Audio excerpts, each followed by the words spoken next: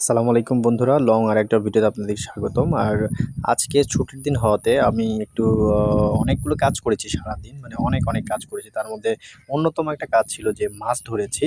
একদম টাটকা পুকুরে ছেড়ে দেওয়া যে মাছ ছিল সেগুলো কিন্তু ধরেছি। আমাদের পাশের বাড়ির রনি ভাই উনি মাছ ধরতে বের হয়েছিল। আর আমি কিন্তু উনার সাথে সঙ্গ দেওয়ার জন্য বের হয়েছিলাম এবং আমিও কিন্তু অনেকগুলো মাছ ধরেছিলাম। আর ওনারা কিন্তু এইখানকার লোকাল হওয়াতে ওনাদের নিজের পুকুর রয়েছে এবং এই পুকুরে কিন্তু তারা মাছ ধরে তারা আসলে বিক্রির উদ্দেশ্যে কিন্তু চাষাবাদ করে না। তারা শুধুমাত্র তাদের ফ্যামিলি খাওয়ার জন্য এই মাছগুলো তারা চাষাবাদ করে থাকে এবং এই জমিটাতে কিন্তু অন্য আরেকটা টাইমে তারা ধানের চাষাবাদ করে থাকেন। আর এই যে খায়রুল ভাই দেখছেন, উনি আসলে এই পুকুরের মালিক, নিজে তার নামে এই পুকুরটা। তো উনি কিন্তু একদম মানে উত্তরা থেকে এসে মানে নেমে পড়েছেন পানির মধ্যে মাছ ধরার জন্য। আ খায়রুল ভাইও কিন্তু ছোটবেলা থেকেই এইখানে বড় হয়েছে, কিন্তু এখন তারা উত্তরাতে থাকছে। তো মাছ ধরার জন্য কিন্তু তিনি অনেক মজা করে পানিতে নেমে পড়েছে এবং যেটা বলছিলাম যে উনি কিন্তু সুন্দর করে জাল খেওয়া দিতে পারে। তো আমরা একটু দেখব যে খায়রুল ভাই কত সুন্দর করে খেওয়া দিতে পারে। আসলে গাজীপুরের মানুষ কিন্তু সবই পারে। এই যে দেখেন কত সুন্দরভাবে কিন্তু খেওয়া দিয়েছেন। আর আ এই জায়গায় কিন্তু মাছগুলো যখন আমরা ১ম এ একটা খেওয়া দেই, মাছগুলো কিন্তু ভয়ে একদম কর্নার দিকে চলে যায়।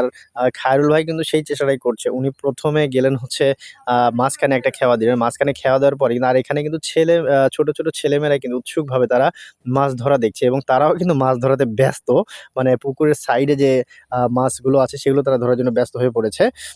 তো এইদিকে কিন্তু খায়রুল ভাই একবার উঠিয়ে মাছ কয়েকটা উঠেছে। তারপরে আবার কিন্তু উনি খেওয়া দিলেন। দেখেন অনেক সুন্দর করে খেওয়া দিয়েছেন এবং একদম কর্নারে গিয়ে যখন উনি খেওয়াটা দিলেন, আর এই খেওয়াতে কিন্তু আসলে অনেকগুলো মাছ কিন্তু উঠেছিল এই খায়রুল ভাইয়ের এই খেওয়াটাতে। সো দেখছেন মাছ কিন্তু এইখানে লাফালাফি করছে, হ্যাঁ? মানে যখন জালটা টান দেওয়া হয় তখন কিন্তু মাছগুলো লাফালাফি করে এবং কয়েকটা মাছ কিন্তু লাফ দিয়ে বের হয়েও যেতে আমরা দেখেছিলাম এবং খুব মজা লেগেছিল আসলে এই মাছ ধরাটা দেখতে এবং মাছ ধরতে। বেসিক্যালি আমি কিন্তু নিজেও কয়েকটা খেয়া দিয়েছিলাম এবং মাছ ধরেছিলাম। আমি পানিতে ভিজেছিলাম এবং অনেকগুলো মাছ কিন্তু আমরা পেয়েছিলাম।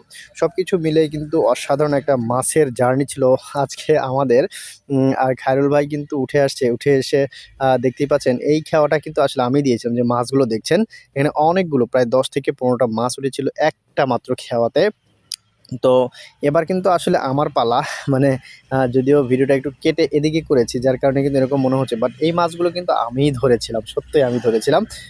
তো একটু যদি দেখাই যে আমি কিভাবে খেওয়াটা দিয়েছিলাম। তো এই যে আমি খেওয়া দেওয়ার জন্য কিন্তু প্রস্তুত হয়ে গিয়েছি এবং সুন্দরভাবে কিন্তু খেওয়াটা দিব। দেখেন, আর খেওয়া দেওয়ার সময় কিন্তু একটা জেনুইন মানে পানির একটা সাউন্ড থাকে। এটাই আমি দেখাবো। দেখেন কত সুন্দর সাউন্ড।